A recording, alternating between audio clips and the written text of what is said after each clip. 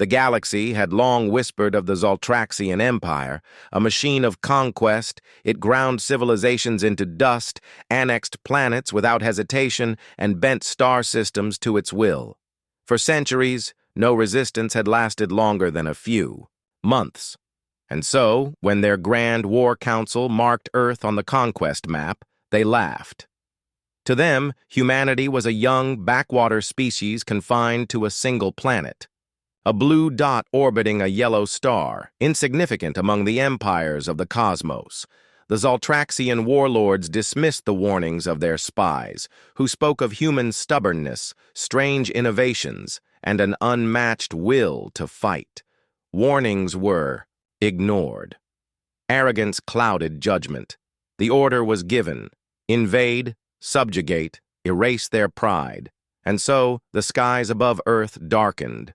The invasion fleet arrived in force, 1,000 dreadnoughts, siege carriers bristling with weapons, and enough ground troops to cover continents. The fleet's engines lit the heavens with fire, casting shadows over the planet below. Entire nations watched as alien banners spread across the stars. Humanity had seen war before, but never anything on this scale. Yet Earth did not tremble. The chambers of the United Human Defense Council, leaders sat in silence, watching the broadcast of alien ships filling the upper atmosphere. Some were pale, others clenched fists under the table, but none spoke of surrender. Humanity had prepared for this day, though none had known when it would come. For decades, Earth had watched the stars, had intercepted signals, analyzed fragments of alien technology from derelict probes, and built weapons in secret. While the galaxy dismissed them as primitives, humanity's greatest minds had worked in hidden laboratories, fueled by one belief: the day will come when someone tries to conquer us. That day had arrived. The Zoltraxians fired first. With casual cruelty, they vaporized a line of satellites, tearing holes in human communications. The message was clear: submit or be destroyed. Their commanders sneered at the silence that followed, interpreting it as fear. But Earth's silence was not weakness. It was restraint. From the shadows of the moon, massive platforms came online. Orbital rail cannons buried deep in craters awakened with a hum that rippled through space. On Earth's surface, hidden silos opened like steel. Flowers, revealing weapons that glowed with energy humanity had never dared to show. In orbit, what had appeared to be harmless satellites shifted, armor plates unfolding to reveal swarms of AI-controlled drones. The moment the first alien troop carrier broke through the clouds, Earth answered. A streak of light tore across the sky. A rail round, accelerated beyond physics, punching through the carrier's shields as though they were smoke. The colossal ship detonated in a ball of fire, raining molten metal into the ocean. For a brief instant, the alien fleet froze, unsure if what they saw was real. Then, the slaughter began. Quantum rail cannons fired in perfect rhythm. Their slugs accelerated to fractions of light speed. Dreadnoughts, each the pride of the Empire, were split apart in single shots, their armor unraveling like paper. Swarms of drones darted between enemy formations, firing beams that bent around shields and sliced into engines. Orbital lances, powered by the sun itself, carved through entire lines of ships, turning massive vessels into glowing wreckage in seconds. The galaxy had never seen such weapons. The Zoltraxians tried to fight back, their dreadnoughts unleashing barrages of plasma and antimatter. But Earth's defenses danced with impossible precision, guided by predictive AIs that anticipated every move. Missiles vanished before they could reach orbit. Plasma storms were bent aside by gravity distorters. Their overwhelming firepower meant nothing against human preparation. What was meant to be a grand invasion turned into a massacre. Within 20 minutes, half the fleet was gone. Within 40, only wreckage filled the skies. The Zoltraxian warlords, Aboard the flagship, finally understood their error. They had thought themselves hunters, descending on weak prey. But humans were not prey. They were predators, forged on a death world where survival demanded cunning, aggression, and relentless adaptation. For centuries, they had fought wars against themselves, advancing faster than the galaxy could comprehend. And in secret, they had prepared for this very day. The warlords ordered a retreat, but it was too late. From the asteroid belt, hidden human fleets decloaked, their ships bristling with weapons the Empire had no name for. The fleeing dreadnoughts were erased in waves of fire, their desperate cries cut short by silence. The galaxy's most feared empire had brought its full strength to Earth, and Earth had erased it in less than an hour. On the ground, people watched the sky brighten. With falling wreckage, children pointed at burning trails streaking across the horizon. Families stood on rooftops, not in fear but in awe. Humanity had faced extinction and responded with power beyond imagination. When the last alien ship exploded, the Defense Council authorized the broadcast. Across every channel, across every surviving alien relay, a message spread. This is Earth. We did not seek war, but you brought war to our skies. You thought us weak. You were wrong. Let this be a warning to all who would come. Humanity does not bow. We endure. We rise. And if you invade us, we will erase you. The transmission echoed through the galaxy. On distant worlds, rulers trembled. The fall of the Zoltraxian fleet was not just a defeat. It was an extinction event. An empire's pride had been shattered in moments. Whispers spread in cantinas and royal courts alike. Earth devoured an empire. And in the silence that followed, humanity stood taller. For the first time, the galaxy understood the truth. Earth was not a prize to be taken. Earth was the predator's den. In the eyes of the Korath Empire, humans were a curiosity at best, a nuisance at worst. Their intelligence reports labeled Earth as a primitive world with fragile biology, a race still bound to its home planet. To them, humanity was prey, soft-skinned, short-lived, and scattered. At the Grand War Council, alien generals sneered as the holomap displayed Sol System, isolated, unprepared, ripe for conquest. The order was unanimous. Earth would fall within days.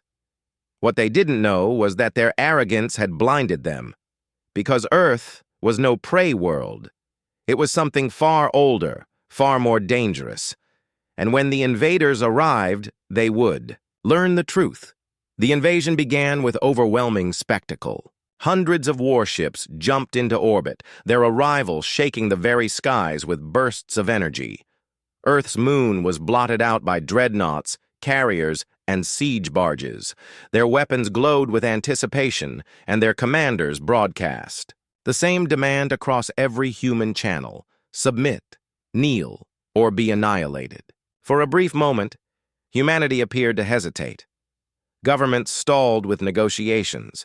Civilian broadcasts showed panic, riots, prayers whispered to uncaring gods. To the Korath, this was proof of weakness. Their fleet spread out, ships tightening, into siege lines. But beneath the surface, humanity was waiting. Decades earlier, we had glimpsed the galaxy's cruelty. Faint signals of wars, derelict ships found drifting in deep space. We learned then what the universe truly was: a predator's arena. And humanity, forged on a death world of storms, predators, and endless struggle, adapted.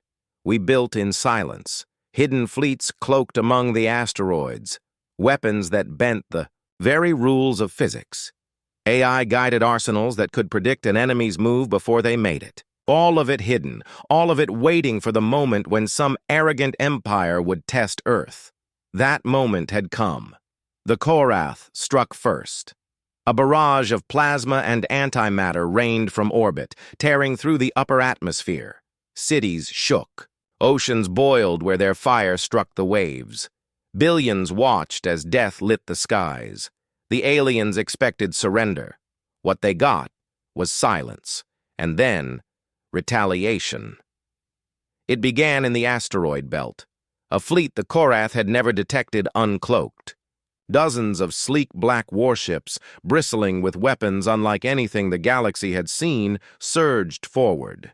Their guns ignited, beams that lanced through shields, missiles that folded space around them, rail slugs accelerated to fractions of light speed. Entire enemy formations were erased in the opening strike. Carriers split apart like eggs under a hammer. Dreadnoughts cracked in half, their hulks tumbling lifeless into planetary gravity. The Predator had bared its teeth. On Earth, the defenses came alive. From the depths of oceans, hidden silos rose, launching weapons that carved glowing arcs across the sky. On the Moon, craters split open to reveal planetary cannons that hurled projectiles faster than light. The Korath's orbital siege lines disintegrated in minutes, their proud armada torn apart by firepower they couldn't comprehend. One alien commander screamed across open channels, "Impossible! They are primitives!" But it wasn't impossible. It was inevitable. For millennia, humans had been predators. On Earth, we had fought tooth and claw against extinction every day. We had battled famine, disease, nature itself. And unlike the Korath, who had grown fat and arrogant on conquest, humans never forgot how to survive. The aliens attempted to land troops. Dropships pierced the clouds, filled with armored warriors bred for battle. They struck cities and fields, alike unleashing fire on civilians. But humanity's response was merciless. Drone swarms erupted from hidden bases, black clouds that blotted out the sun. Each drone was small, almost fragile alone. But together, they were storms of steel. Alien battalions were shredded in seconds, their exomechs collapsing under waves of precision fire. In one city, I saw it myself, a Korath crawler the size of a building rolling down a highway, its cannons blasting holes in skyscrapers. And then, without warning, a lance of light fell from the sky, burning through its armor as though it were made of paper. The machine collapsed, smoldering. The soldiers inside didn't even have time to scream.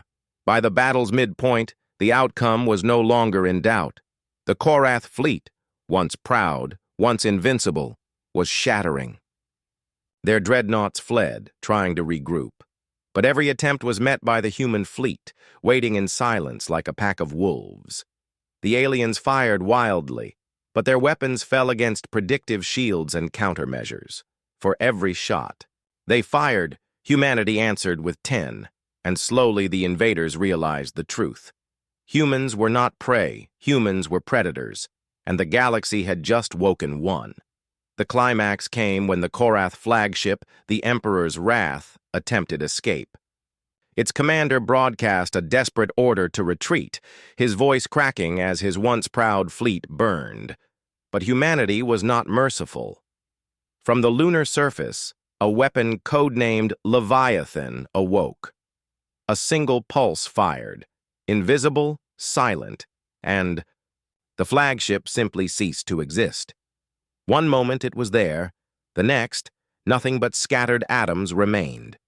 The message was clear. No invader leaves Earth alive. When the last ship fell, silence stretched across the skies. Humanity stood unbroken. Cities were scarred, oceans steamed, but Earth itself still lived. And for the first time in recorded galactic history, an empire's full invasion force had been erased in under an hour. Across the wreckage of space, humanity broadcast a single message. We are humanity. We did not seek war, but you brought war to us. You believed we were weak. You believed we were prey. You were wrong. We are predators. We endure. We strike. And if you come again, we will erase you, as we erased them. That transmission spread far beyond Sol. Across the galaxy, rulers shuddered. The Korath Empire had been the terror of 100 systems, now reduced to whispers and ashes. Civilizations long enslaved by them whispered of rebellion, emboldened by humanity's defiance. The last surviving Korath captain managed to send one fragmented message before his ship disintegrated. Do not return to Earth. It is not a planet. It is a lair. And humanity is the predator. The galaxy would never forget, and neither would we. I remember the day the skies changed.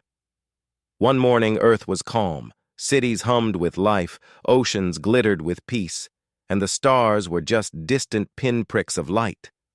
By evening, those stars were blotted out by shadows. The Zorath Empire had arrived. They came with arrogance, their ships vast enough to eclipse the moon, their armadas stacked in endless formation. Every screen on Earth filled with their message, transmitted in harsh mechanical tones. Surrender or burn. Humanity will kneel. Many thought it was the end. Families wept, governments panicked, and in the silence of space, alien fleets began their slow descent. But I, like many others, had been told the truth long before this day. Earth was no ordinary planet. Humanity was no helpless species.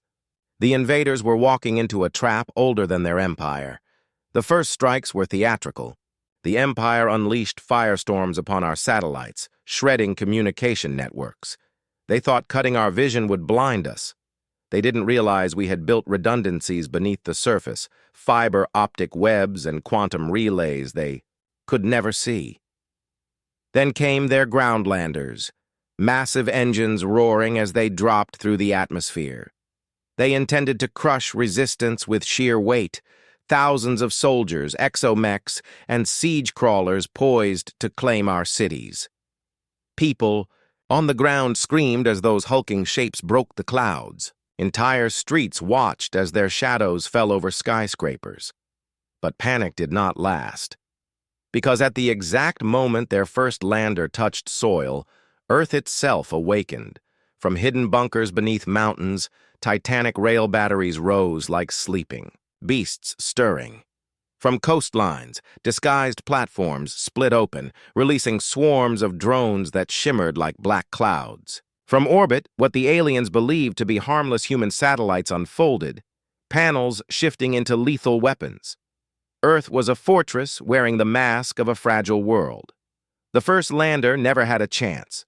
As it lowered its ramps, its hull was split in half by a hyper-accelerated slug, a weapon so fast it seemed invisible. One shot and the vessel ignited, scattering molten wreckage across the plains. Alien troops inside were erased before they ever touched ground. The skies thundered, with more fire. Dozens of invasion ships were ripped apart in the opening salvos. Rail rounds punched through their shielding. Energy beams arced across the heavens, burning holes straight through hulls.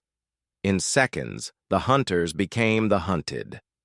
I stood on the roof of my city's tallest building, watching the night sky ignite, with streaks of light. To my neighbors, it looked like war. To me, it looked like judgment, because humanity hadn't simply built defenses. We had built weapons the galaxy had never imagined. The Empire had assumed we were primitive, unaware of the wider cosmos. What they didn't know was that for decades, humanity had been watching. Alien transmissions, scraps of derelict technology drifting near Jupiter, faint whispers of wars in distant systems.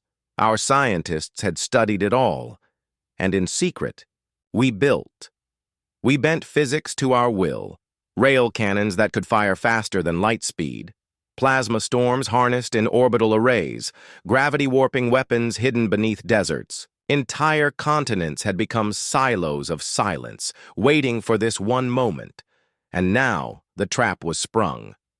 The Zorath commanders tried to adapt. They ordered a full orbital bombardment, their dreadnoughts turning their cannons toward Earth. Blinding. Lances of antimatter and plasma rained down, but nothing reached us. Hidden, planetary shields, cloaked in the atmosphere's storms, flared to life, bending the bombardments aside.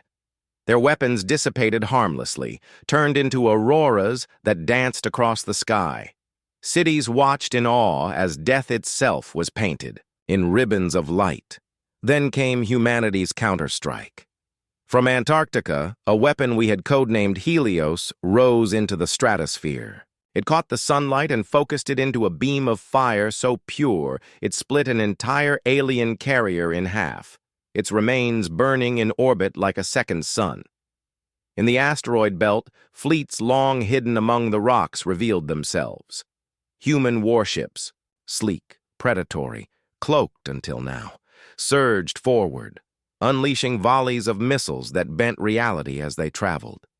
Alien formations shattered before they understood what was happening. Every move they made had been predicted. Every strike answered with twice the force. The trap closed. The ground never saw a full invasion.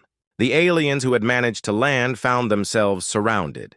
Human mechs, powered by compact fusion cores, crushed enemy armor with ease. Plasma storms rolled across fields, consuming legions in waves of fire.